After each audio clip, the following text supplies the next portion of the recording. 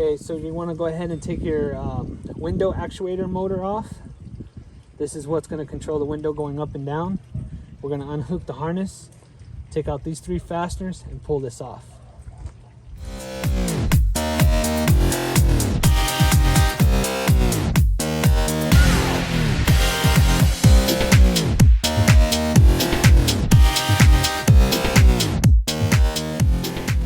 Welcome back, guys, to Steven's DIY Auto Repair. Today we have a 2008 Jeep Wrangler Rubicon, and customer complaint is their driver's side passenger door will not unlock. He has to manually come over here and flip the switch. So we already confirmed the customer's complaint. Now we're going to go ahead and diagnose to see what the problem is. So let's get to it. We're going to start by taking this panel off. So the first panel that's going to come off is all this little black piece right here, you see? So it's got 2 Phillips head fasteners here, and then you got 1 T30 Torx bit screw here for the handle. So we're going to go ahead and take those out now.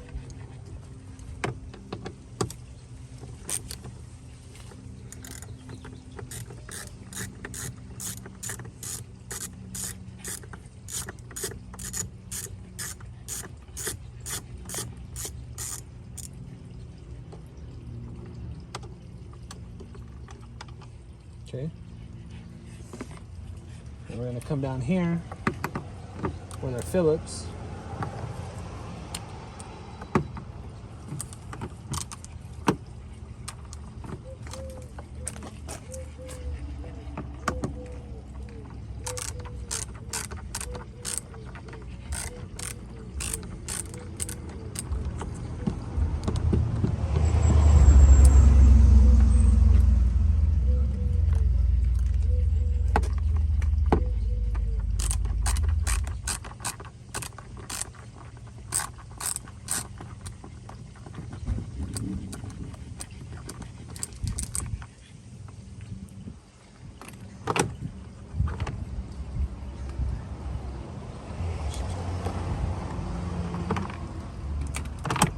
There we go. So now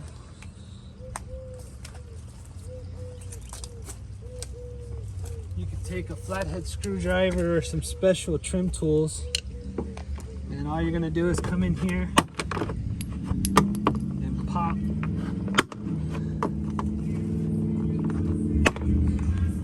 That's all you got to do is just pull. Okay, so once you pull on it, you're gonna hear some crackling and popping, but you're all right. So then you wanna lift up. There we go. So now we have this piece out the way.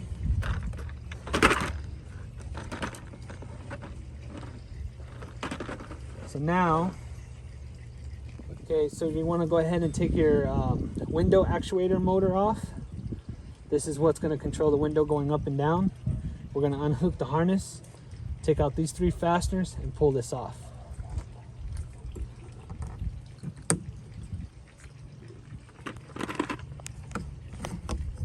There's our fastener.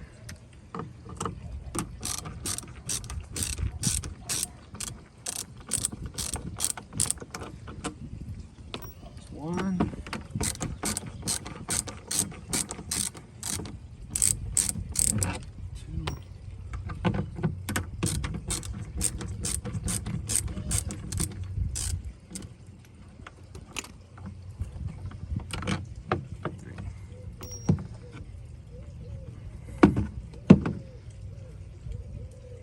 So there's your window regulator. All right, so you have 1, 2, 3, 4, 5, 6, 7, 10 millimeter bolts, fasteners that you got to crack loose.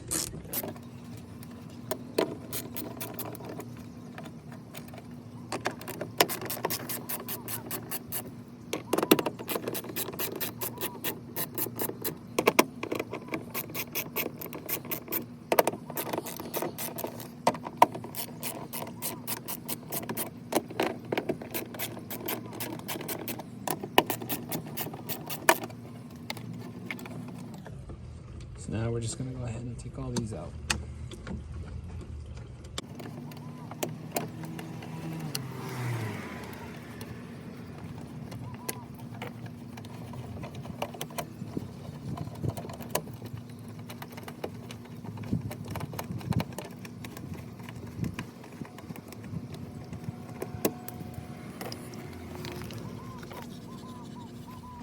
Okay guys, so I failed to mention, before you take your window actuator off, you want to make sure that your window is rolled down to roughly about 2 inches, because in order to get this panel off, you're going to need to come down here into these little windows,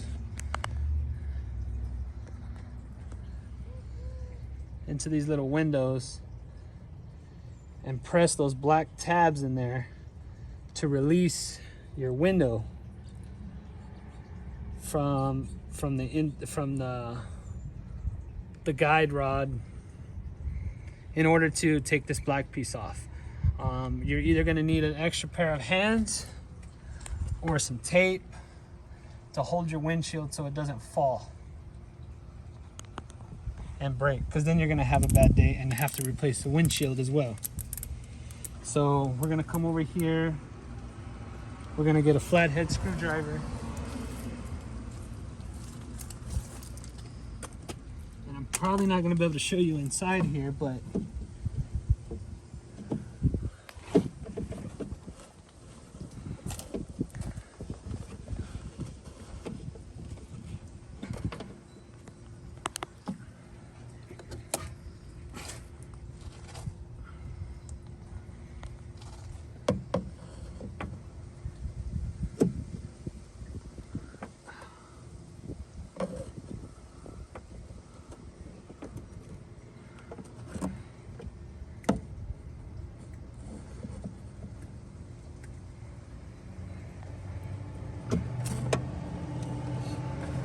okay guys, once you press in those black tabs, you want to at the same time pull the window up, and then you're just kind of wiggle this, work it, push it up, and it's going to come out.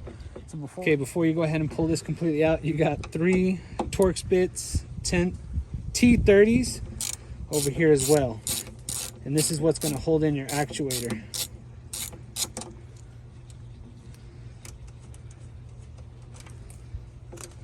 So you want to take these out.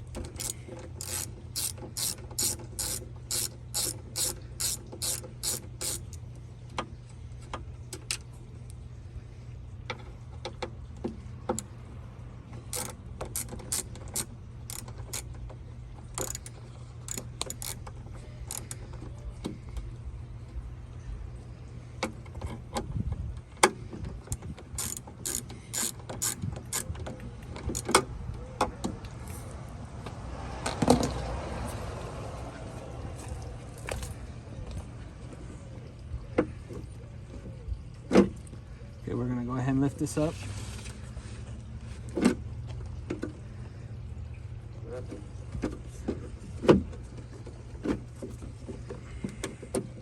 And this one likes to get stuck.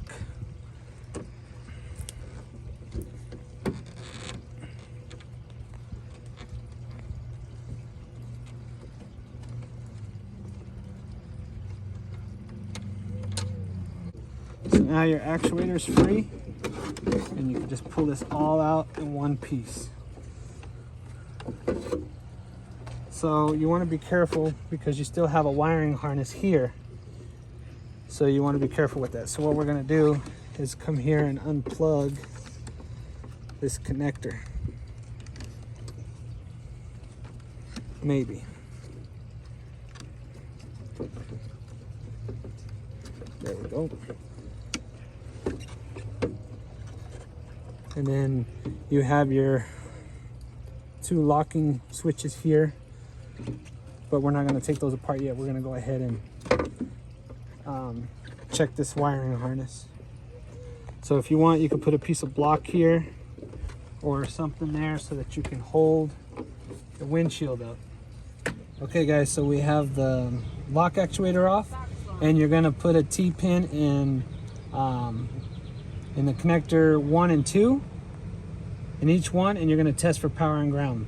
So what we're going to do, all right, so what you're going to do is you're going to need somebody to help you. In this case, for this vehicle, you're going to need both front doors shut with the key on, engine off, and then you're going to have someone to flip the lock back and forth. And what you want to look for is a nice bright light. So if we can go ahead and start flipping the locks, keep doing it. See, there you go. I hope the camera's picking that up. All right.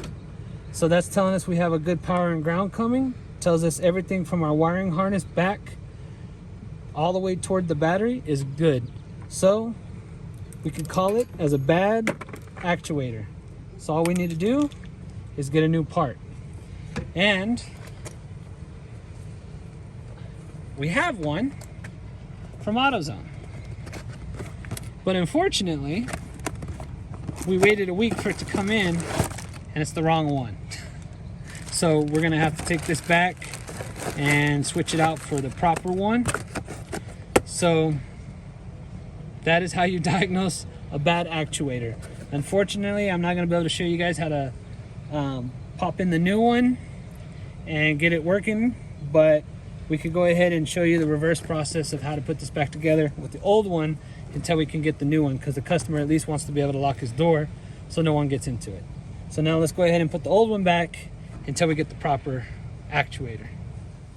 Okay guys, I mean, as you can see here, it's completely dirty, it's bad, it's old. So we're definitely gonna need a new one. So for now, we're gonna go ahead and put this back. We're gonna connect the wiring harness back in. Make sure to hear that clip. Make sure it's all nice and tight. And then you're just gonna go ahead and do your best to wiggle this back in.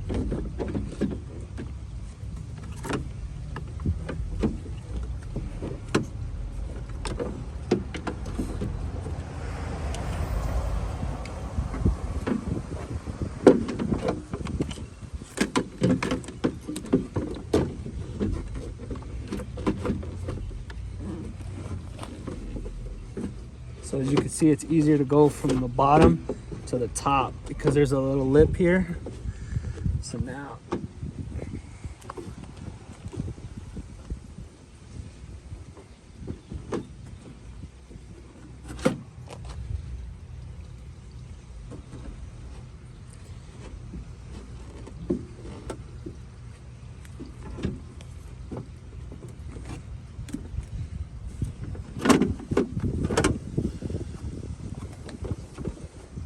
almost there. There we go. Try to get it lined up as best you can. At least get one fastener started.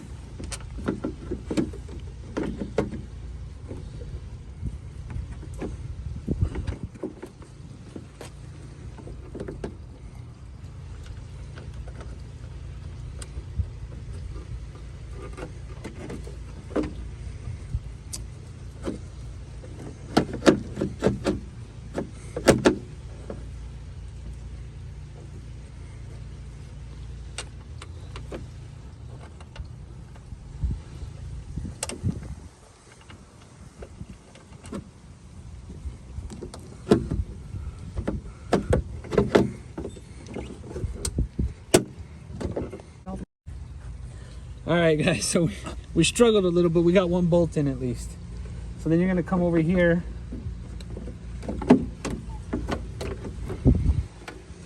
You're gonna get this bottom part in.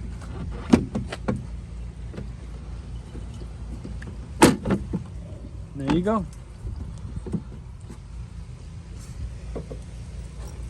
So we're at least gonna get one fastener started over here just to kind of hold this in place a little bit.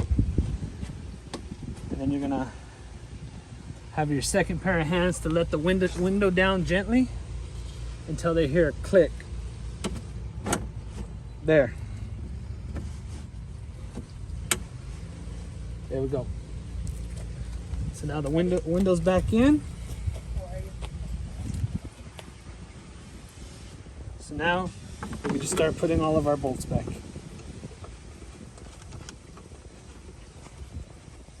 But before we do that, we're going to go ahead and put these three back in for our lock actuator.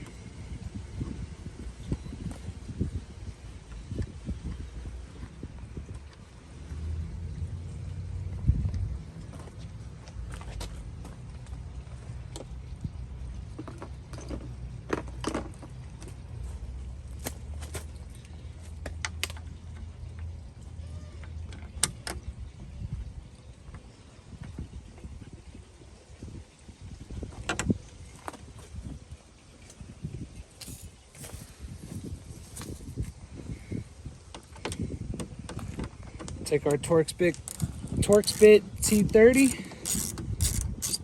hammer them in.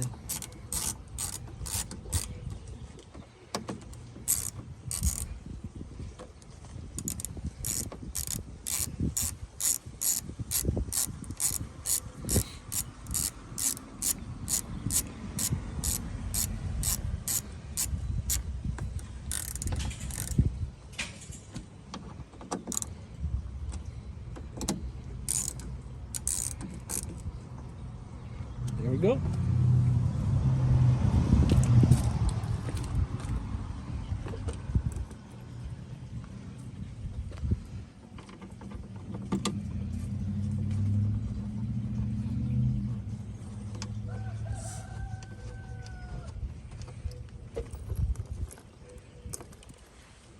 All right, guys, so we had a little technical difficulties there. Our camera died, so sorry I couldn't finish showing you guys how to put it back together. But basically, it's the reverse version of taking it apart. So it's pretty easy to take it apart. Or I'm sorry, it's pretty easy to put it back together. It's just the reverse order. So the moral of the story is, with this job, was we tested the actuator connector from the actuator back to the battery, and we found that it's good. Therefore, we have a faulty actuator. So when we ordered one, we ordered it for the driver's side passenger, but this is for the opposite side. So we're gonna have to go ahead and return this and get a new one, to get the right one, I should say. So we had to put it back together with the old one, but you know, the customer wants to be able to lock his door even if he has to do it manually. So we put it back together with the old one, made sure everything worked correctly, the locking mechanism manually, as well as the window up and down, and it was all good to go. So I don't know, I might make this part 1, and once we get the right part, maybe I could make a part 2 of it, just to show you guys how, that it's working, and probably a little bit better version of taking everything apart and putting it back together. So anyway, it was kind of a fail. We didn't get much accomplished. We did find out that the actuator was bad, but we just have the wrong actuator. So there you have it, guys. That is how you diagnose a bad actuator, a lock actuator. So I hope you liked this video. If you guys did, make sure to hit that like button. Make sure to hit that bell notification if you would like to be notified when I put out another video. And please help my channel. Subscribe, support the channel so I could put out some more DIY videos, as well as some DIY projects for cars and informational videos to help you guys diagnose and repair your car.